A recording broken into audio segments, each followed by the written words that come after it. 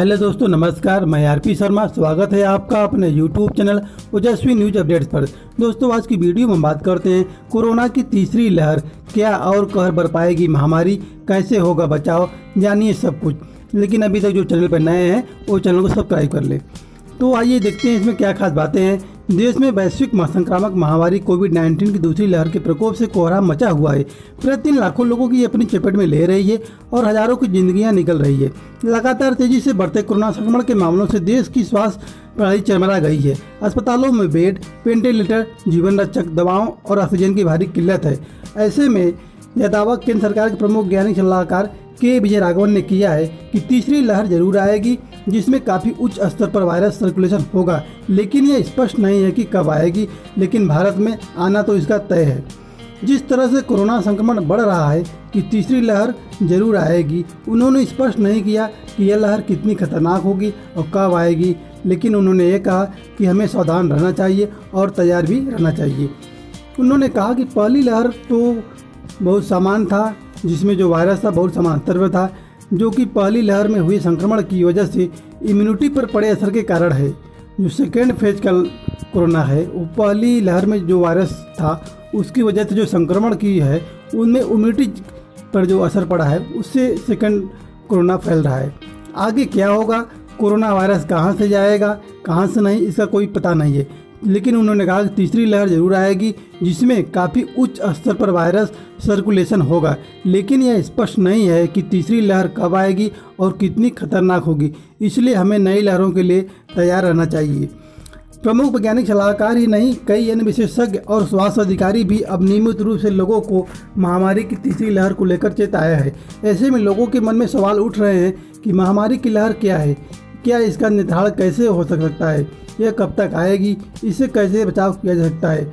तो आइए आगे हम देखते हैं कि IIT हैदराबाद के प्रोफेसर विद्यासागर ने कहा, यदि एंटीबॉडी समाप्त हो जाती है तो प्रतिरोधी क्षमता कम होने की आशंका है। ऐसे में कोरोना से बचने के लिए इसके टीकाकरण को बढ़ावा जाना चाहिए, क्योंकि यदि टीकाकरण बढ़ेगा तभी जाके इसका समाधान हो सकता है। वैज्ञानिक एम विद्यासागर ने बुधवार को बताया कि यदि देश में टीकाकरण अभियान तेज नहीं किया गया और आवश्यक नियमों का पालन नहीं किया गया तो आगामी महीनों में कोरोना की तीसरी लहर आने से कोई रोक नहीं सकता है। आइए देखते हैं तीसरा चरण क्या है। तीसरे चरण को कम्युनिटी ट्रांसमिशन स्टेज कहा जाता है। इटली और स्पेन जैसे देशों में यह इसी स्टेज में है। यह स्टेज तब आती है जब एक बड़े इलाके के लोग वायरस से संक्रमित हो जाते हैं। इस चरण में कोई ऐसा व्यक्ति भी संक्रमित हो सकता है जो न तो कोरोना वायरस से प्रभावित देश से लौटा है और न ही वह किसी दूसरे कोरोना वायरस संक्रमित व्यक्ति के संपर्क में आया है। इस स्टेज में यह पता नहीं चलता कि कोई व्यक्ति कहां से संक्रमित हो रहा है। 24 मई की रिपोर्ट में राजस्थान के दौसा और डूंगरपुर में सैकड़ों बच्चे संक्रमित हुए मिलते हैं। अभी तक किसी भी बच्चे की मौत की रिपोर्ट नहीं हुई है। कोरोना की मार से यूं तो पूरा देश करा रहा है, मगर अब कोरोना की तीसरी लहर की आशंका ज़्यादा परेशान कर रही है, क्योंकि तीसरी लहर का ज़्यादा असर बच्चों पर है। राजस्थान में कोरोना महामारी की चपेट में बच्चे आने लगे हैं। तीसरी लहर को लेकर जैसी आशंका थी बिल्कुल वैसा ही हो रहा है। कोरोना संक्रमण अब बच्चों को हो रहा है। वहीं दुनिया में हर तीसरी मौत भारत में हो रही है। अमेरिका के बाद कोरोना में सबसे ज़्यादा प्रभावित देश भारत ही है।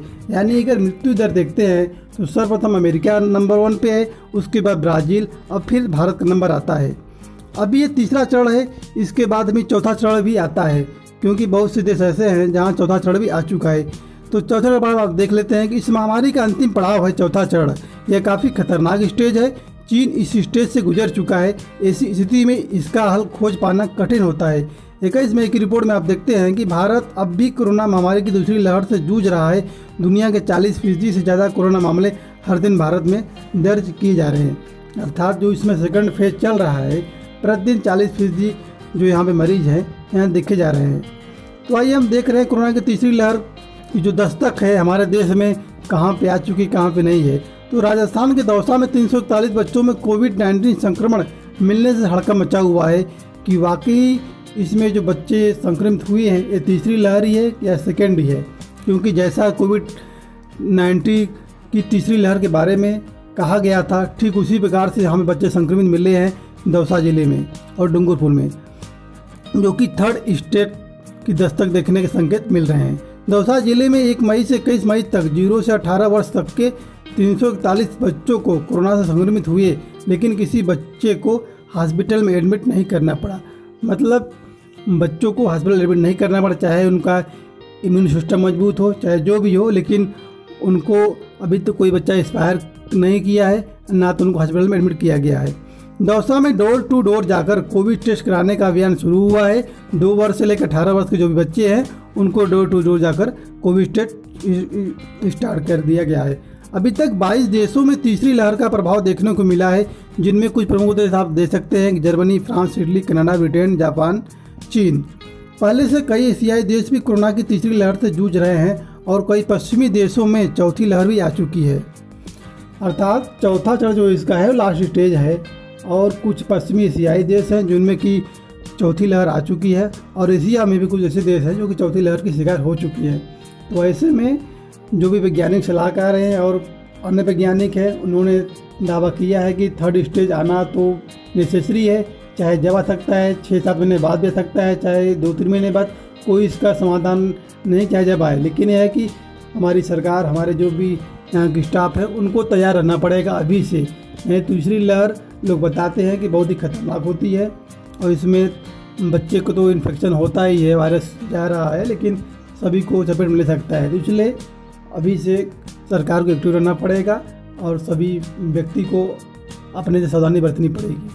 तो दोस्तों, हम वीडियो को एंड करते हैं। वीडियो अगर पसंद आए तो वीडियो को लाइक, शेयर, सब्सक्राइब करना न भूलें। जय हिंद दोस्तों।